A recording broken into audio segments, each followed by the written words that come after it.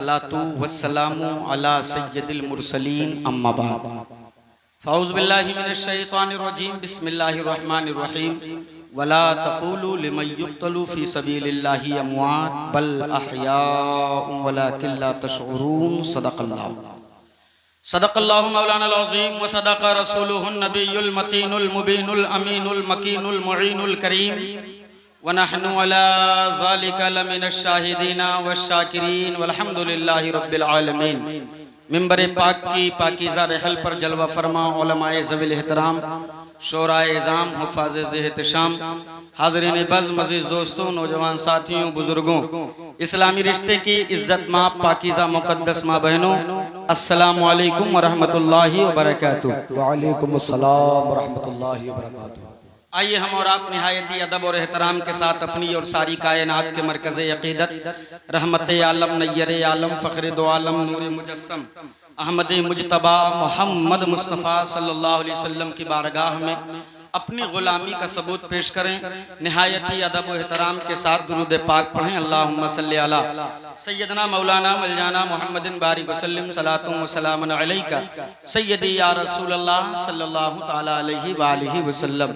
दुश्मन अहमद पे शिद्दत कीजिए, मुल्हिदों से क्या मुरव्वत कीजिए चर्चा उन्हीं का सुबह शाम, जाने काफिर पर कयामत कीजिए।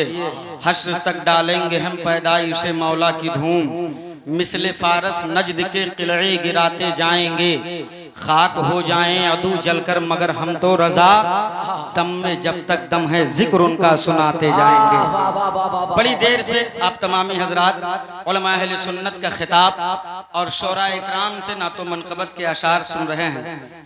आप हजरात से मैं गुजारिश करूंगा उठक बैठक अफरा तफरी 15 से 20 मिनट के लिए बंद कर दें। मैं बहुत लंबी चौड़ी गुफ्तगू नहीं करूंगा, इसलिए कि लंबी गुफ्तगू करता हूं मैं 11 बजे, 1:30 बजे और 1 बजे जलसों में तकरीर करने का मैं आदी ही नहीं। ये तो पहली बार आपके दायरे मोहब्बत में हाजिरी का शरफ हासिल हुआ है। ये उलमा बैठे हैं, इनकी मोहब्बतों के साहिबान में इनकी दुआओं को हासिल करने के लिए चंद मिनट के लिए मैं आप तमामी हजरात के सामने हाजिर आया हूँ।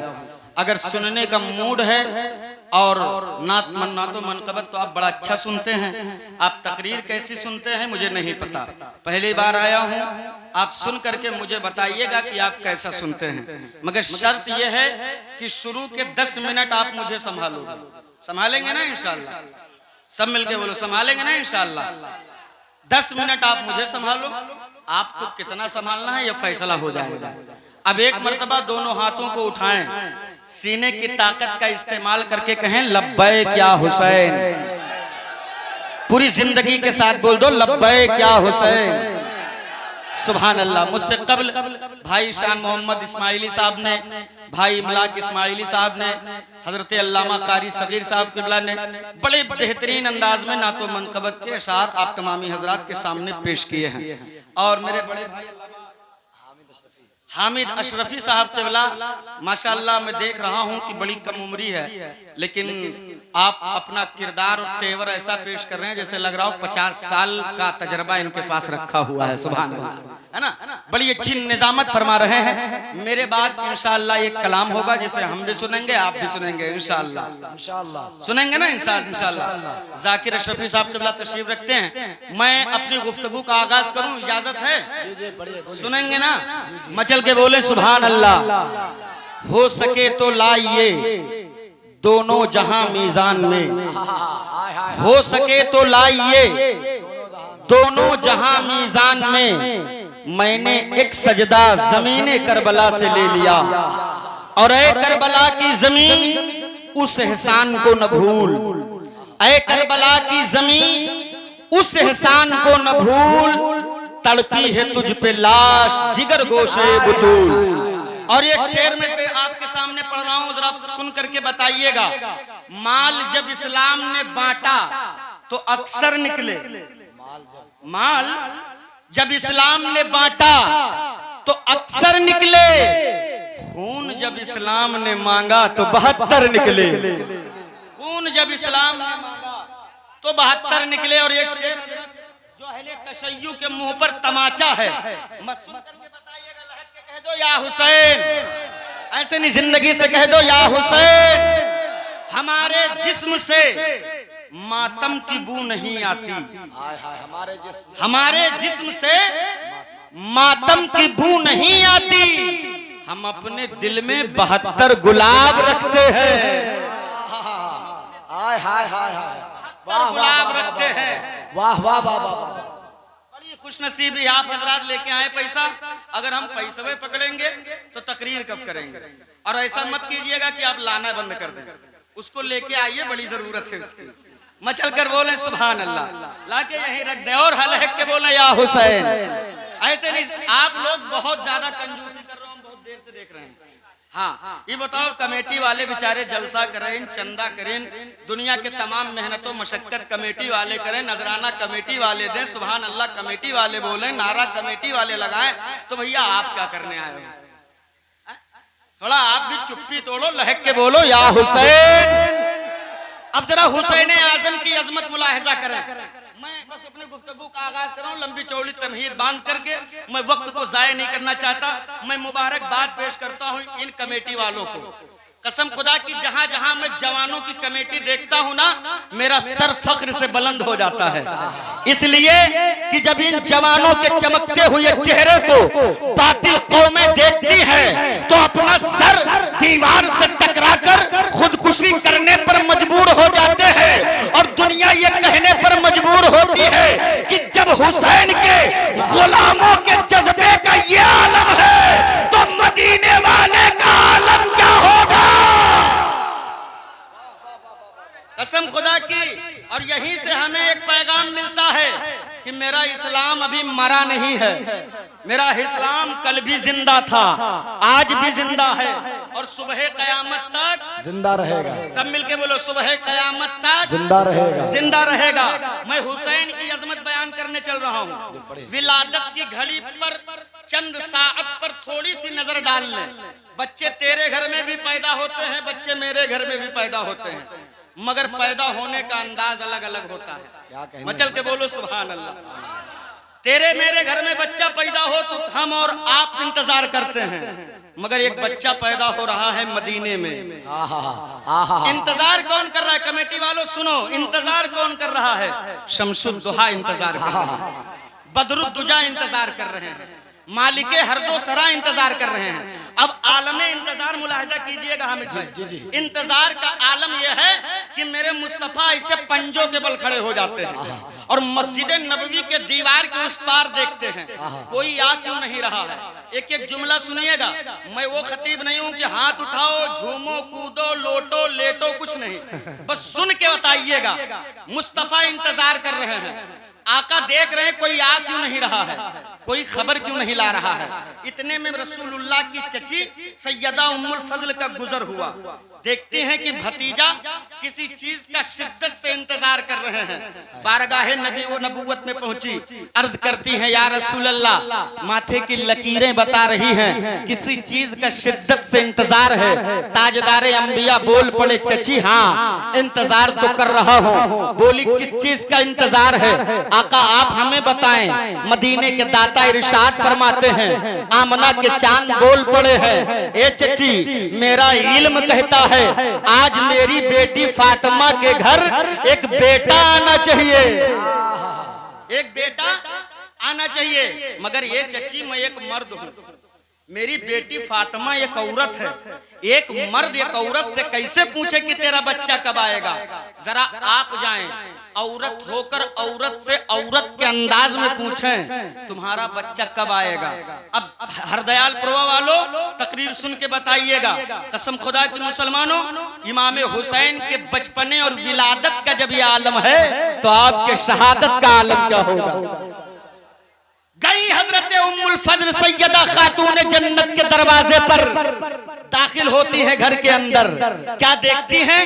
खातून जन्नत जलवागर है। आपकी गोद में एक चांद सा चमकता हुआ बच्चा खेल रहा है। इतना खूबसूरत है, ऐसा महसूस होता है कि मदीने की दीवारों पर किसी ने तकद्दुस की शमा रोशन कर दी।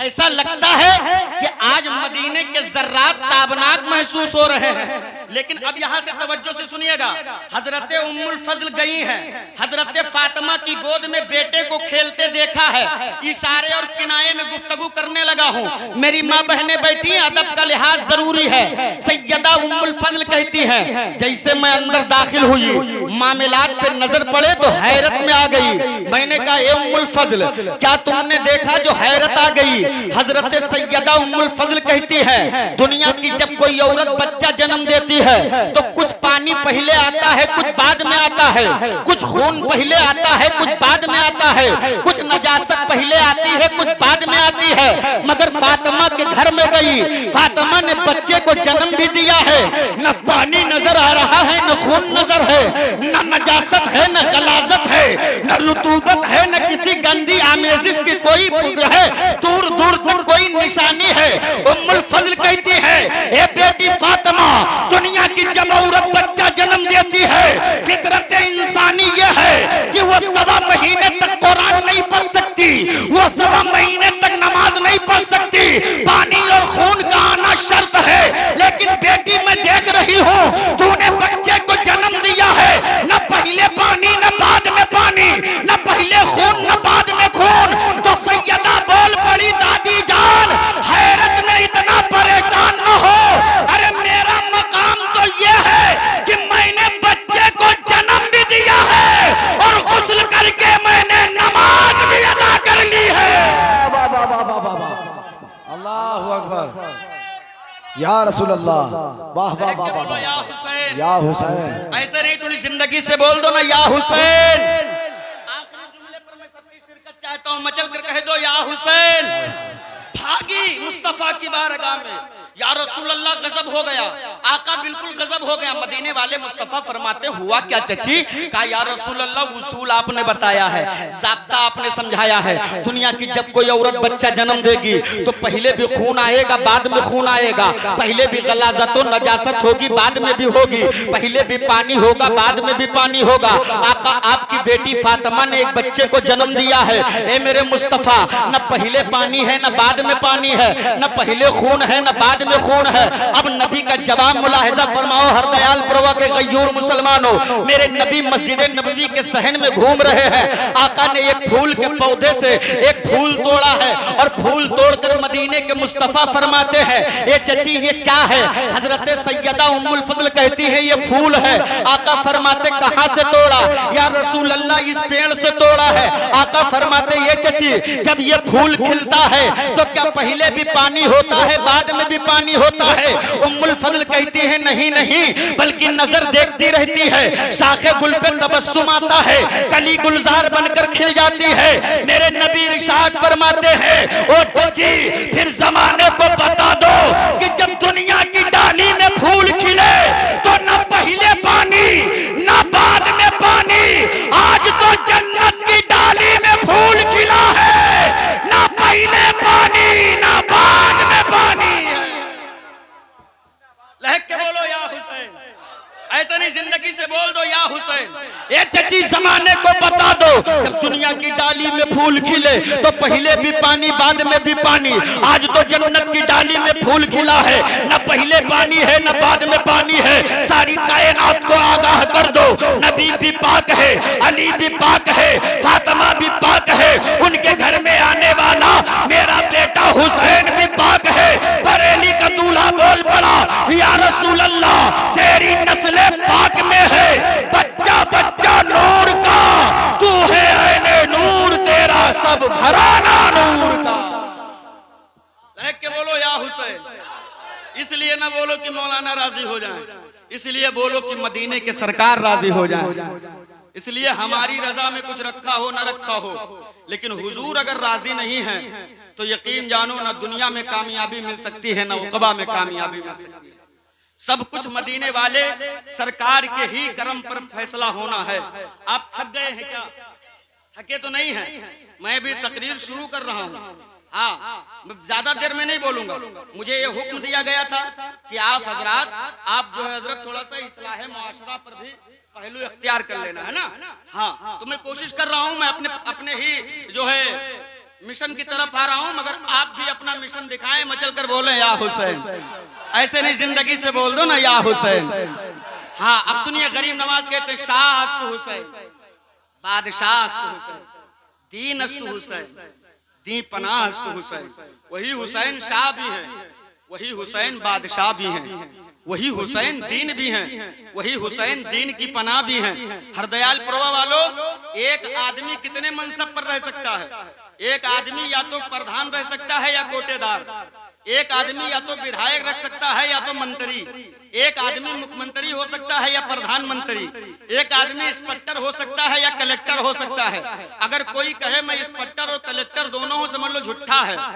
अगर कोई कहे मैं प्रधान और कोटेदार दोनों हूं, समझ लो झूठा है। इसलिए कि दुनिया का कानून यही है, आदमी एक होगा तो मनसब एक मिलेगा, पर्सनालिटी एक है तो मनसब एक ही दिया जाएगा। मगर कुर्बान जाओ हुसैन की अजमत पर, मेरे हुसैन का जवाब नहीं है। आदमी एक है, मनसब अनेक अल्लाह ने अता किए। वही हुसैन दीन भी, वही हुसैन दीन की, सब मिलके बोलो, वही हुसैन दीन की पनाह भी। आओ पूछते हैं बादशाह करबला से, ए मेरे आका हुसैन, आप कहां कहां थे तो दीन थे, और कहां पहुंचे तो दीन की पनाह बन गए। कहां कहां थे तो दीन थे, और कहां पहुंचे तो दीन की पनाह बन गए। तो मेरे हुसैन तुम्हें जवाब देंगे, अम्मा के पेट में था तो दीन था। मचल के बोलो या हुसैन। जमीन पर उतरा तो दीन था, माँ की चादरे ततहीर से लिपट कर रक्षा खातून ने जन्नत का पाकीज़ा दूध पिया तो दीन था। बाबा फातह खैबर की गोद में बैठकर पाकीज़ा लुक़मे खा रहा था तब दीन था। नाना के पुश्ते नबूवत पर सवार हुआ तो दीन था। मुस्तफा की उंगली पकड़कर चलना सीख रहा था तो दीन था। मदीने के गलियों में बचपन गुजरा है तो दीन था। मुस्तफा से मैंने तरबियत ली है तो दीन था। जवानी के मंजिल पर आया तो दीन था, बुढ़ापे की जानिब बढ़ा तो दीन था। मदीना छोड़ा तो दीन था, मक्का पहुंचा तो दीन था। मक्के से कूफा निकला तो दीन था, करबला पहुंचा तो दीन था। अब मेरे इमाम का जवाब ले लो, करबला पहुंचा तो दीन था, खेमे लगाया तो दीन था, नवाजों अबेदों को संभाला तो दीन था। अली असगर का बचपना संभाला तो दीन था, अब्बास के बाजू संभाले तो दीन था, औनो मोहम्मद का बचपना संभाला तो दीन था, नाना का अमामा बांधा दीन था, हजरत मौला अली का जुल्फ़िकार लिया दीन था, घोड़े पर सवार हुआ दीन था, रन में उतरा दीन था, यजीदियों के मुकाबिल आया दीन था, लड़कर जमीन पर उतरा दीन था। और जैसे ही मेरी गर्दन तलवार के जद में आई, तेरा हुसैन दीन की पनाह हो गया। तेरा हुसैन दीन की, अरे बोलो ना, दीन की पनाह हो गया। और एक जुमला, वही हुसैन शाह भी और वही हुसैन बादशाह भी।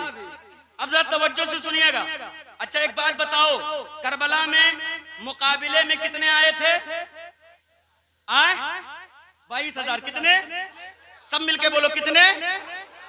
और इधर कितने गए थे? जितने शहीद हुए हैं उनकी तादाद मुअर्रिखीन लिखते हैं 72 है, मगर उन 72 में बच्चे भी हैं, उसी 72 में बूढ़े भी हैं, उसी 72 में बीमार भी हैं, और इधर 22,000 का ताजा दम लश्करे जर्रार भी है। शान भाई तवज्जो चाहता हूँ, एक तरफ 22,000, एक तरफ 72 कमजोर हैं, निहत्थे हैं, बिना दाना पानी के हैं, जुल्म का चट्टान तोड़ा जा रहा है, मगर फिर भी इब्ने जियाद खत लिख रहा है। सुन लीजिए, इन 72 के मुकाबले में 22,000 तो भेजा है, और फौज तैयार रखना जरूरत पड़ सकती है। क्या समझे? यानी अभी भी डर बाकी है यजीदियों में, खलबली मची हुई है यजीदियों में। आजम खान नूरी ने पूछा, है इब्ने जियाद, क्या तेरी अकल मारी गई है? अरे इधर तो देख, इन 72 को देख, 72 को, इनमें बूढ़ा भी है, इनमें जो है बीमार भी है, इनमें बच्चा भी है, और तू अपने 22,000 की तरफ देख ले, जो खाता पीता ताजा दम लश्करे जर्रार है। जुमले पे तवज्जो चाहता हो, इब्ने जियाद का जवाब ये था, ए दुनिया वालों, तुम 72 को देख रहे हो और मैं 72 में देख रहा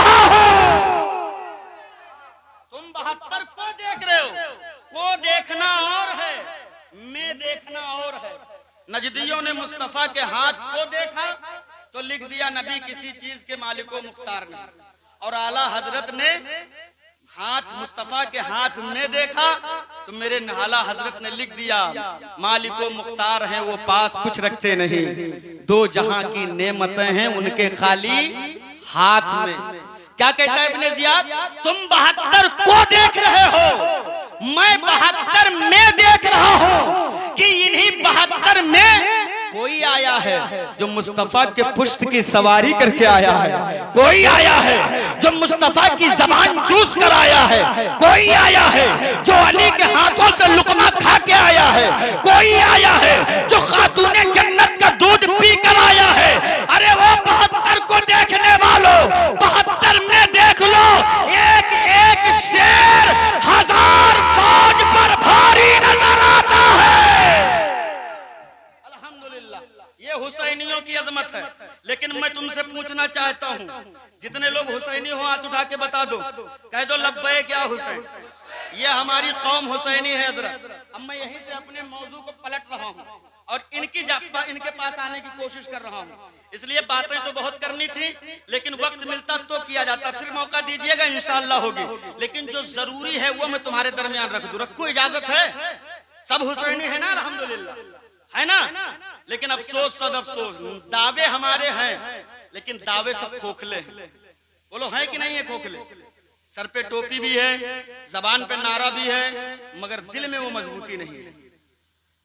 मुंबई की सरजमीन पर आज चले जाएं हजरत, कुर्ला, बांद्रा, मुंबई और न जाने कौन कौन से स्टेशन हैं जिनके पीछे 150 रुपया में जींस और 75 रुपया में टी शर्ट मिलती है।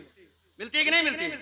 15 महीना भगोना मांझ करके 5-6 हजार रुपया पे नौकरी करके इतना बड़ा मोबाइल खरीदता है और 3 जोड़ी वही जींस और टी शर्ट खरीद के लाएगा, बड़े बड़े बाल लाल पीले नीले काले रंगवा के आएगा, पौवा भर मांस पूरे जिस्म में नहीं है, चलता है तो हवा के झोंके से हिलता है। एक चमाट अगर कारी सगीर साहब दे दें तो जमीन पकड़ ले, दोबारा उठने का नाम न ले। मगर यही कौम का जवान स्टेटस लगाता है, दबदबा था, दबदबा है, दबदबा बना रहे। ये मेरे कौम का हाल है। लेकिन ये मेरे कौम के जियालो, मैं तुमसे पूछना चाहता हूं, मेरे हुसैन ने नाना की उम्मत को बचाने के लिए कहीं 6 माह का असगर दिया है, कहीं जवान अली अकबर दिया है, कहीं छोटे छोटे ओनो मोहम्मद को कुर्बान किया है, कहीं अपने घर की बेटियों को मारी जे खतर में आने का अंदेशा मिला, मगर मेरे इमाम का कदम न रुका।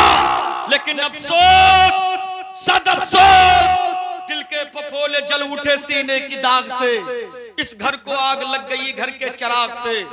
कौन सा जुर्म है जो तेरी आबादी में नहीं हो रहा है? कौन सा गुनाह है जो मुसलमानों की बस्ती में आम नहीं है? कौन सा ऐसा गुनाह है जो तेरी औलादें नहीं कर रही है?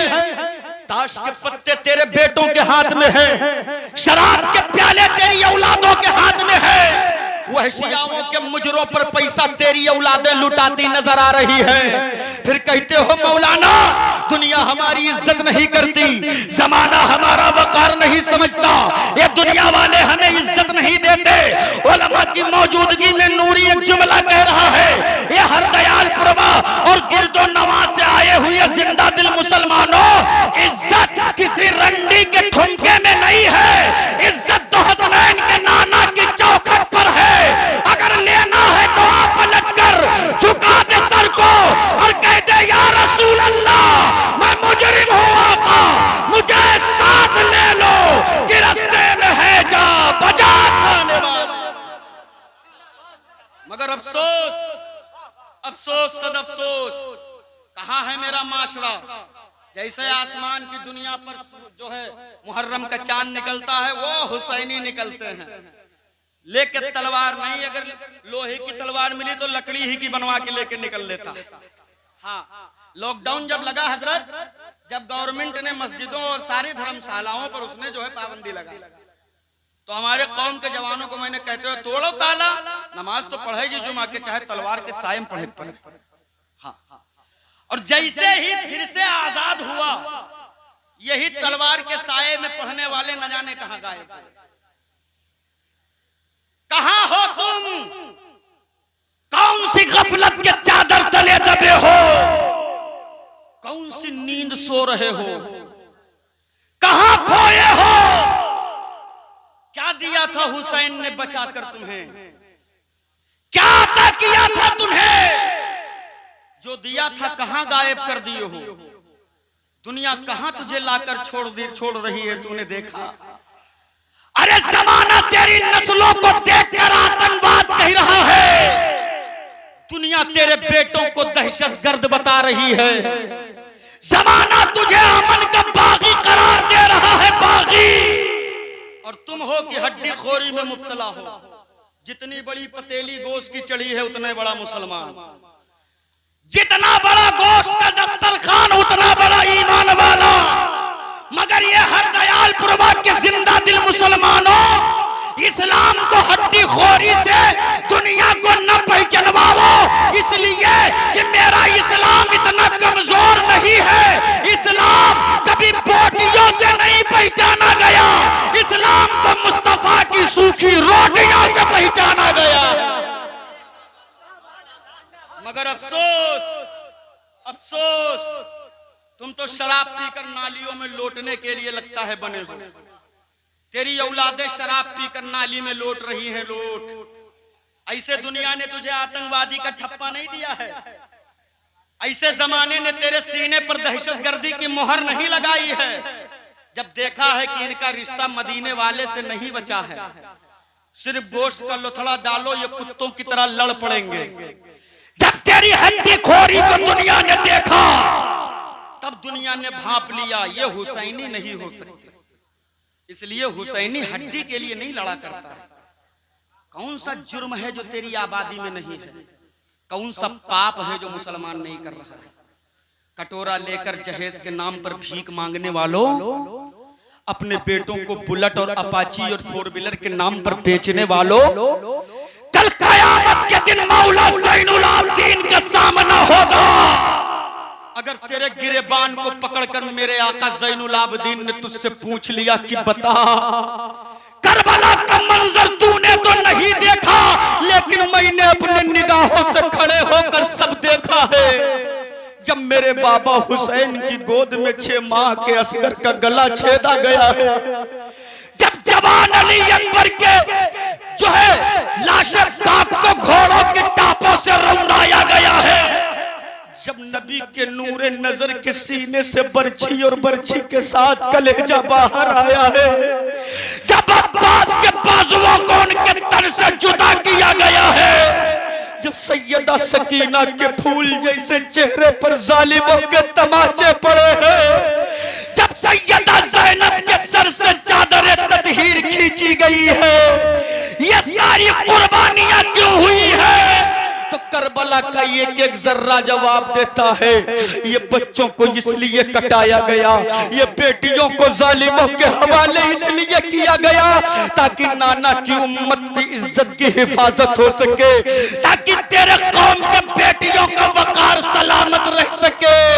मगर अफसोस मेरे कौम के जियालो, अगर मौला ज़ैनुल आबिदीन ने तुमसे पूछा बता ये कुर्बानियां किस लिए हुई थी, क्या जवाब होगा तुम्हारे पास? ये जवानों में तुमसे पूछता हूँ, अगर उस महशर के भीड़ में मदीने वाले ने अपना मुंह फेर लिया तो कौन होगा जो तुझे बख्शिश और नजात का परवाना दिलाएगा? अगर नबी ने मुंह फेर लिया तो कौन होगा जो तेरे सूखते हुए हल्क में कौसर का कतरा डालेगा? कौन होगा जो तेरे झुलसते हुए जिस्म को बचाने के लिए अपने झंडे का साया देगा? कौन होगा जो तुझे फरिश्तों से आजाद करा के जन्नत की दहलीज पहुंचाएगा?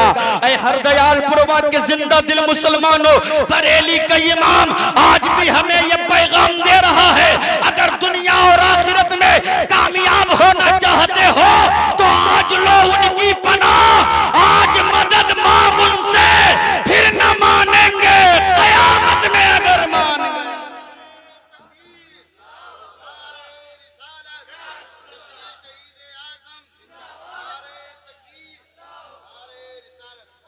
मचल के कह दो सुभान अल्लाह। मगर अफसोस हजरत, बस मैं अपने गुफ्तगू को समेट रहा हूं, मुझे वक्त का ख्याल है। ना अच्छा सुनेंगे ना इंशाअल्लाह, बेशक, वाह सुनेंगे ना इंशाअल्लाह। तो जरा लहक के बोल देना या रसूल या अल्लाह। रसूल अल्लाह, वाह बेशक। एक गाड़ी में बुलोरो हो या बड़ी स्कॉर्पियो, 7 से 8 आदमी व मुश्किल 10 आदमी की जगह होती है। लेकिन इन बारात की नौटंकियों को जरा देखो आप, 14 और 15 भरे होते हैं, 14 और 15 उक्कर तेल लगाए सब चुचवात हैं। इनके हाथ के बगल के नीचे, इनके हाथ के बगल के नीचे, और खिड़की से छगली तना मुंह बाहर निकाले देखते हैं कहाँ चन्नी लाग है ना। होता है कि नहीं होता? इल्ला माशाअल्लाह, वरना आज तक हमने किसी बाराती को हाथ धुलते नहीं देखा। उतरते हैं जैसे वो खुला, ऐसा लगता है कि बकरी निकले हैं, भर मार के सब भागते हैं। और ऐसा हमला बोलते हैं कि छेना पे उंगली पड़ जाती है ना, मैल से फिंगर बन जाता है उसका। अगर दूसरी जमात में मुझे नाश्ता मिलता मैं मिठाई नहीं खाता हूँ, क्योंकि इनके करतूत हमें पता है। ये हाथ नहीं धुलते, पता नहीं कहां कहां हाथ ले जाके वहां पहुंचाए। ए मेरे कौम के जवानों, हंसकर मेरे जुमलों को न टालो, मगर तेरा जुल्म जो अपने भाई पर हो रहा है, मैं तेरी निगाहों के सामने वो रखने की कोशिश कर रहा हूँ। थोड़ा सा मुर्गी फलाई लिया, मुंह में लगाया, इसमें धनिया की बू आ रही है। थोड़ा सा कोल्ड ड्रिंक का ढक्कन खोला, मुंह में लगाया, ये ठंडी कम है। जितना पेट में जगह हो उतने लगवाया करो खाना, उससे ओवर और एक्स्ट्रा न लगवाया करो। एक एक लुकमे के लिए इस गरीब बाप ने कितनी तकलीफें उठाई हैं, तुझे पता है कि खाली या हुसैन का नारा लगाना जानते हो? गरीबों पर जुल्म करके हुसैन राजी होंगे? अरे बोलो ना भाई, हुसैन राजी होंगे? एक बाराती 3 आदमी का खाना जाया करता है, 3 आदमी का खाना। शाम के टाइम चले जाइए, अगर 200 बाराती आए होंगे तो शाम के टाइम में वहाँ 50 लोगों का खाना जाया पड़ा होता है, जहाँ प्लेटें इकट्ठा की जाती है। मगर तेरे इस जुल्म को देखने के बावजूद मैंने उसी भीड़ में देखा है, एक कमजोर बूढ़ा शख्स होता है, जिसके कंधे पर एक बोसीदा रुमाल होती है, जिसके बदन पर कटे पिटे कपड़े होते हैं, जिसके चेहरे का रंग उड़ा होता है, जिसके कमजोर कंधों पर हजारों गमों का चट्टान लदा होता है। वो गरीब बाप एक एक बाराती के सामने हाथ जोड़ जोड़ कर कहता है, कोई कमी रह गई होगी तो माफ कर दीजिएगा, कोई कसर बाकी रह गई होगी तो माफ कर दीजिएगा, कोई कसर रह गई होगी तो माफ कर दीजिएगा। अरे ये जालिमों, मैं तुमसे पूछना चाहता हूं, ये जो गरीब कमजोर लाचार मजलूम बाप है बाप, ये कौन है? जरा तन्हाई में ले जाकर इसके दिल की कैफियत तो पूछ ले। कितने गमों का चट्टान आज अपने कंधों पर लाने हैं, मगर तेरी मेजबानी में कोई फर्क नहीं आने दे रहा है। कौन है ये बूढ़ा शख्स? इससे पूछ।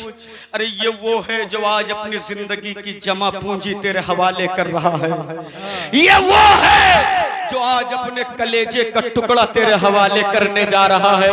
मगर मैंने फिर भी देखा है कि समधी जी कहते हैं, सुन लियो, अगर एक बाराती को नाश्ता नहीं मिला तो बारात वापस लेकर के चले जाएंगे।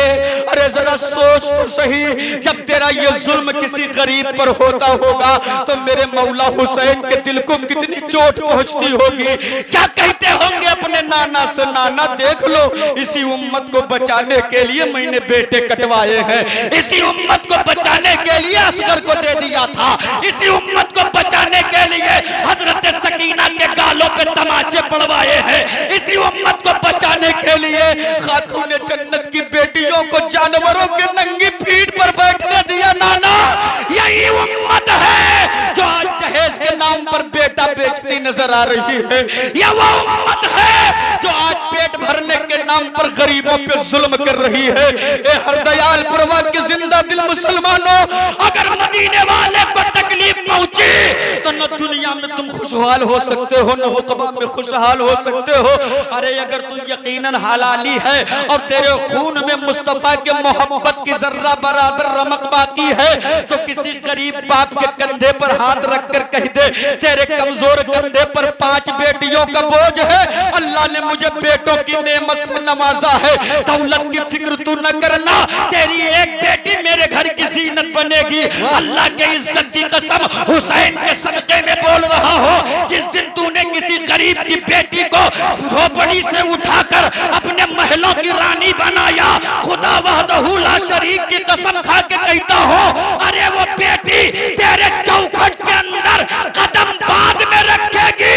अल्लाह तेरी नस्लों को मगफिरत का परवाना पहले अदा करे। नारे तकबीर, नारे तकबीर, नारे रिसालत, नारे रिसालत। जश्न शुहदाए करबला, जश्न शुहदाए करबला। नारे तकबीर, नारे रिसालत। वाह बात जहेज की चली है तो मुझे एक वाकया याद आ रहा है। वाह, इजाजत है? सुनेंगे?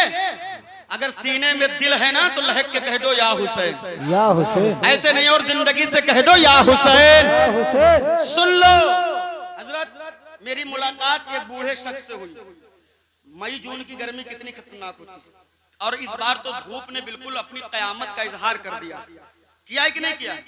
आपके बलरामपुर से जो बहराइच रोड गई है, इसी रोड पर मेरा जाना हो रहा है। सख्त धूप है, एकदम दोपहर का आलम।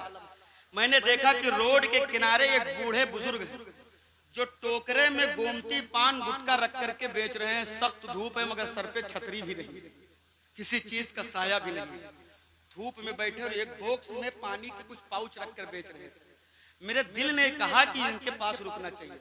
मैं निकल गया मगर पलटकर मैं वापस फिर आया। हजरत अल्लामा कारी इसराइल साहब क़िबला मेरे साथ थे। दोनों लोग साथ में आए कि कुछ तो इनके पास से खरीद लो यार। ऐसे जरूरतमंदों के पास भले जरूरत अपने को न हो मगर कुछ खरीद लिया करो। जब हम पलट कर उनके पास गए, हमने सलाम किया। टोपी रखे थे, दाढ़ी रखे थे। हमने जब सलाम किया तो उन्होंने सलाम का जवाब दिया। हमने हाथ बढ़ाया तो उन्होंने कोई रिस्पॉन्स न दिया। तो हमें महसूस हुआ कि लगता है इनके आंखों की बीनाई जा चुकी है। दोनों आंखों की बीनाई चली गई है। दोनों आंखों से ये अंधे, इन्हें दिखाई नहीं देता है।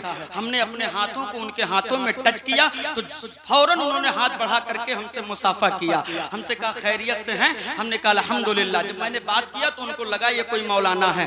मैं बाजू में बैठ गया। कुछ चीजें हमने खरीदी। खरीदने के बाद मेरे दिल ने कहा आजम खान नूरी कुछ इनके जिंदगी के बारे में मालूम करता चले, तजर्बा मिलेगा। आजम खान नूरी ने उनसे सवाल किया, बाबा क्या आपकी औलादें नहीं हैं? क्या बेटे और बेटी के नेमत से अल्लाह ने नहीं नवाजा है? कहा नहीं मौलाना साहब, अल्लाह ने मुझे 3 बेटियों की रहमत और 1 बेटे की नेमत से नवाजा था। हमने कहा फिर बेटा क्या कर रहा है जो इस उम्र में और नाबीना आलम में आपको ये काम करना पड़ रहा है? ये है हर दयाल पुरवा के जिंदा दिल मुसलमानों, तेरा जुल्म कितना बढ़ता जा रहा है। आजम खान नूरी तेरी आंखें खोलने के लिए वाकया तेरे सामने रख रहा है। उस बूढ़े बुजुर्ग से जब मैंने कहा क्या तुम्हारा औलाद तुम्हारे साथ नहीं देता है? आंखों से आंसुओं के सैलाब उमट पड़े। कहा हजरत अब मेरे जख्म को कुरेद करके आप ताजा न करें, सामान ले ले अपने रास्ते जाएं, मुझे मत रुलाएं। हमने कहा नहीं चाचा बताएं तो सही आखिर मामला क्या है? कहा हजरत 7 साल का अरसा गुजर गया। मेरे बेटे का निकाह किया था बड़ी उम्मीदों के साथ में। बेटे का निकाह किया, वो अपनी अहलिया को लेकर परदेश चला गया। 7 साल का अरसा गुजर गया है। आने की बात तो बहुत दूर की है, आज तक उसने एक कॉल फोन करके मेरी खैरियत न ली है। हमने कहा बेटियों की शादी कर दी कि नहीं कर दी? अब एक जुमला अपने तख्ती दिल पर नोट कर जाइएगा। अगर सीने में पत्थर नहीं रखा है, दिल रखा है दिल, तो मेरे सवालों का जवाब भी दे करके जाना। उस बूढ़े बुजुर्ग ने कहा मैंने 2 बेटियों की शादी कर दी थी हजरत, अभी भी 2 बेटियां बाकी हैं। हमने कहा बेटियां तो 3 थी, 2 की कर दिया तो 1 बचनी चाहिए, 2 कैसे बची? कहा हजरत 1 की शादी किया था जिंदगी गुजर रही है, दूसरी की शादी किया था तलाक हो गया है। जब मैंने सुना तो पैरों के नीचे से जमीन सरक गई। हमने कहा वो तलाक कैसे हुई, जरा तफसील बयान करे। तो बूढ़े बुजुर्ग की आंखें सावन भादों की तरफ बरस रही है और वो चाचा अपने कपकपाते लहजे में कह रहे हैं हजरत जनवरी के माह का महीना है, सख्त सर्दी की रात है, रात के 2 पहर गुजर चुके हैं। इतना रात सन्नाटी है कि कुत्ते और चिड़िया भी अपने अपने घोंसलों में सो रहे हैं। लेकिन मेरे घर के दरवाजे पर 2 पहर रात गुजरने के बाद में एक दस्तक होती है। मैं अपने बूढ़े कदमों से उठा हूँ, कैसे कैसे करके दरवाजे तक पहुंचा हूँ। जैसे मैंने रात के सन्नाटे में दरवाजा खोला है, ए हुसैनियों उस बूढ़े के जुमलों पर तवज्जो देना। जैसे मैंने दरवाजा खोला है, एक खातून फट करके मेरे सीने से लगी है, अपना सर मेरे कंधे पर रखा है, चीख मार कर रोने लगी। रोने की आवाज से महसूस हुआ आने वाली कोई और नहीं बल्कि मेरी अपनी बेटी है। वो बूढ़े बुजुर्ग कहते हैं बेटी खैरियत तो है, इतनी गई रात क्या कर रही हो? सुबह हो जाती तब चली आती। तो उसने कहा बाबा सुबह होने की मोहलत मेरे ससुराल वालों ने नहीं दिया है। मुझे तो बस इतनी रात को ही घर से धक्के मार कर बाहर निकाल दिया है। कहा तुझे इस घर में रहने की जरूरत नहीं है, जा अपने बाप के घर जा, हम चंद दिनों में तलाकनामा तेरे घर पहुंचवा देंगे। बूढ़े बुजुर्ग ने जब सुना तो जलाल में आ गए। ए बेटी, तूने कौन सा ऐसा जुर्म कर दिया जो तुझे रात गुजारने की भी अपने छत के नीचे मोहलत न दिया है? इतनी कई रात को तुझे अपने घर के दहलीज से निकाल दिया है। अल्लाह की इज्जत की कसम, जब उस बच्ची ने अपना जुमला दोहराया है, मुझे ऐसा महसूस हुआ ये जमीन क्यों नहीं फट जाती है, या आसमान हम पे क्यों नहीं टूट पड़ता है। एक कौम मुस्लिम के लालचियों, एक कौम मुस्लिम के भिखारियों, एक कौम मुस्लिम के जज जो है जालिमों, में तुमसे पूछना चाहता हूँ, क्या तेरे सीने में दिल नहीं है? क्या तेरे सीने में दिल नहीं बाकी है? क्या तेरे सीने में रहम नाम की जर्रा बराबर रमक बाकी नहीं रह गई है? उस खातून ने, उस बच्चे ने अपने बाप के कमजोर कंधे पर सर रख करके जुमला दोहराया था, ए बाबा, मैंने कोई जुर्म नहीं किया है, मैंने कोई गुनाह नहीं किया है जो मुझे घर से धक्के मार कर निकाला गया। बेटी, फिर क्यों निकाला गया है? बेटी ने कब कपड़ाते हुए लहजे में कहा था, बाबा, मुझे सिर्फ इस वजह से घर से बाहर निकाला गया है कि तुमने मुझे जहेज में कूलर और फ्रिज न दिया था। ए बाबा, अगर आज कूलर फ्रिज लेकर गई होती तो रात को अंधे आंखों से ये दिन न देखना पड़ता। अरे ये जालिमों, मैं तुमसे पूछ रहा हूँ, क्या एक इंसान के जान की कीमत एक कूलर और फ्रिज से गई गुजरी हो गई है? ये तेरा आलम है, यही वजह है कि दुनिया तेरी औलादों के अजमत को पैरों से रौंद रही है।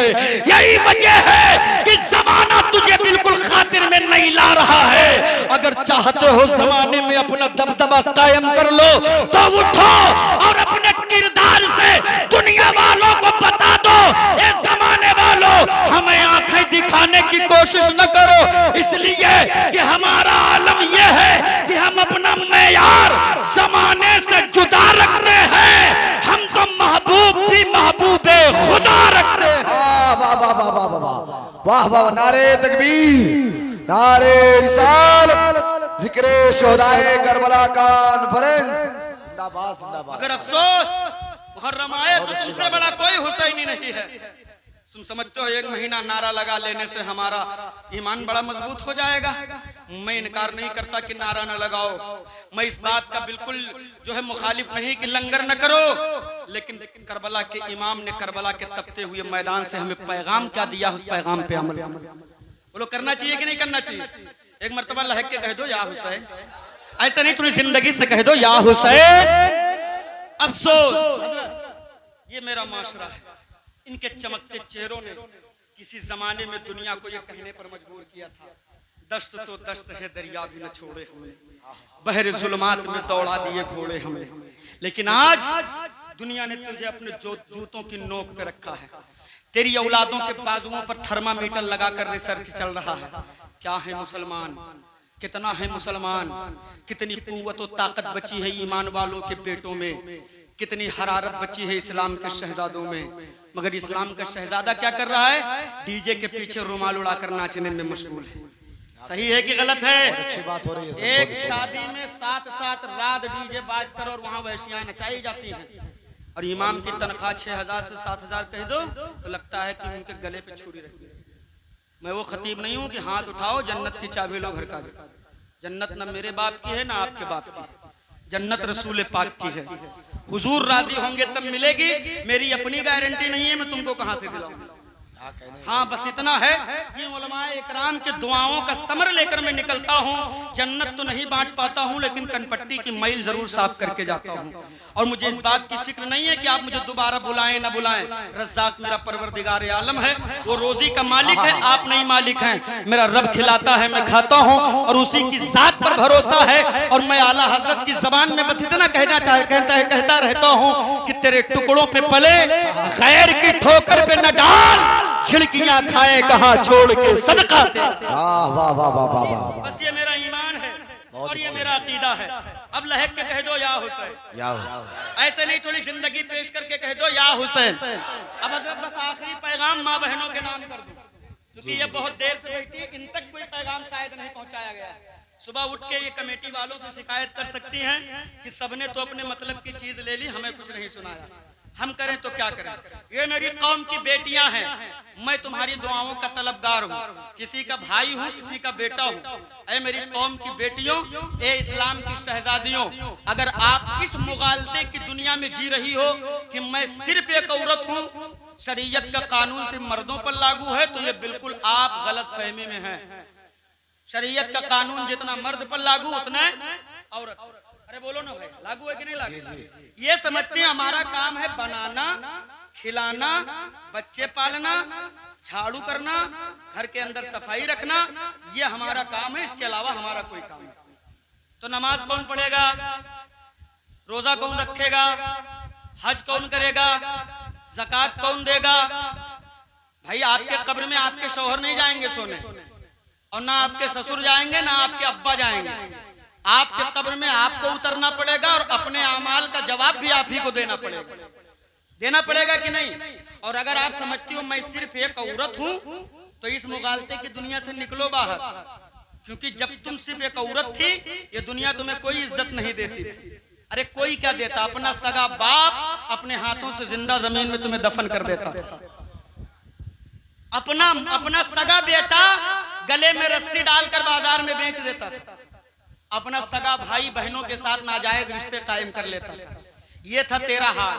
मगर जब तेरी चीख और तेरी पुकार और तेरी शोर अर्शे इलाही से टकराई, कह दीजिए लहक क्या हुसैन, जब सुना है बेटियों के रोने की सदाएं, तब रब्बे काबा ने आमना के चांद को रहमतुल्लिल आलमीन बनाकर अब्दुल्ला के आंगन में उतारा है। अरे बोल लो बोल लो बोल लो बोल लो। और जब मेरे नबी उतरे हैं आमना की आंगन में,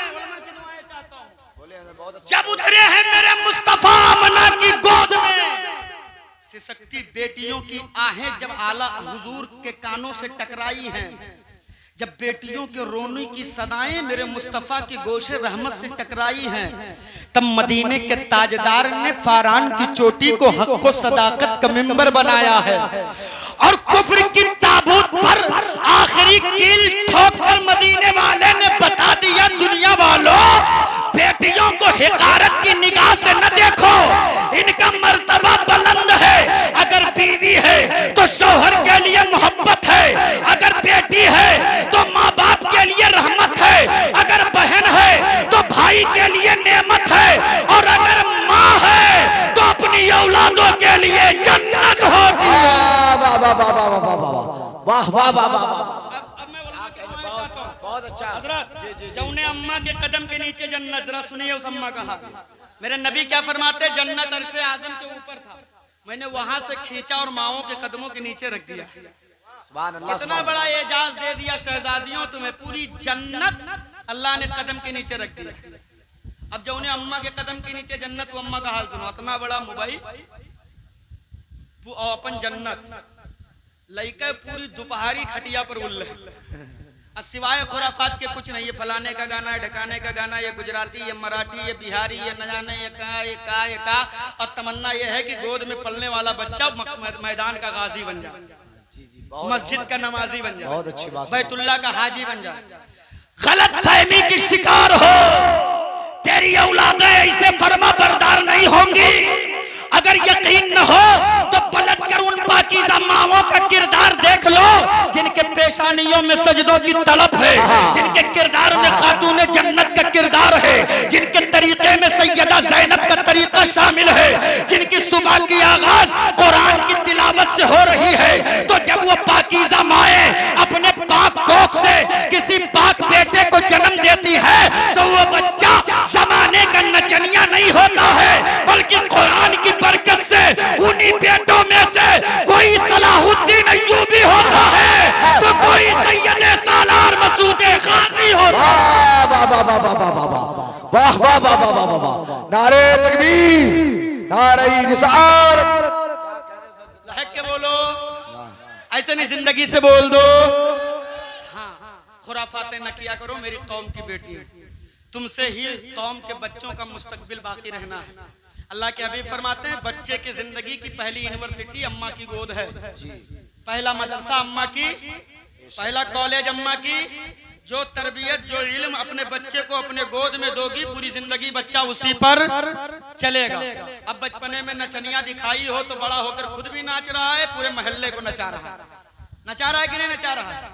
एक बात हमें बताओ, बस मैं अपनी गुफ्तगू का आगाज यही कर रहा हूँ इसलिए कि मैं यकीनन, अब आप लोग कह रहे हैं नहीं नहीं आपकी मोहब्बतें हैं, लेकिन मेरा खुद का ज़मीर इजाजत नहीं देता कि बहुत लंबी चौड़ी गुफ्तगू की जाए, है ना? लहक के बोलो या हुसैन, ऐसे नहीं, थोड़ी जिंदगी से बोल दो ना या हुसैन। अब आइए पलट कर आते हैं गरीब नवाज के उस शेर पर, एक मिसरे की तशरीह कर दूं और मैं अपनी जगह ले सुनेंगे गरीब नवाज क्या कह रहे हैं? सरदार नादार दस्त दर दस्ते यजीद हक्का की बनाए ला इलाहा अस्त हुसैन।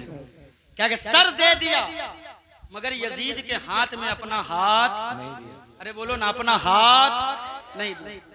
अब आओ जरा अपने इमाम से पूछें, हरदयालपुर वालों अपने इमाम से पूछो, ऐ मेरे इमाम, करबला के मैदान में यजीद ने क्या मांगा था? अरे बोलो ना भाई, सब मिलके बोलो, क्या मांगा था? और जोर से बोलो। मगर हाथ बचा लिया, सर दे दिया। ये मेरे इमाम, हाथ ही तो मांगा था, सर क्यों दे दिया?